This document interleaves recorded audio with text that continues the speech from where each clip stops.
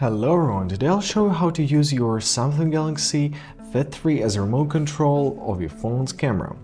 So first of all, let's open up the app list.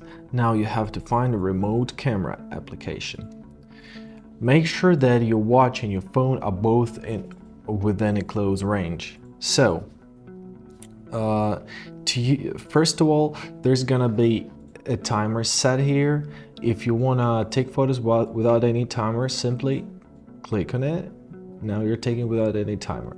To take a photo on your phone, press a shutter button on your watch and the photo is taken. As for the video, you need to switch the regime manually on your phone. So you switch it to the video, click the shutter button, and now your phone is recording the video. To stop the video, just simply click the shutter button again, and it stopped.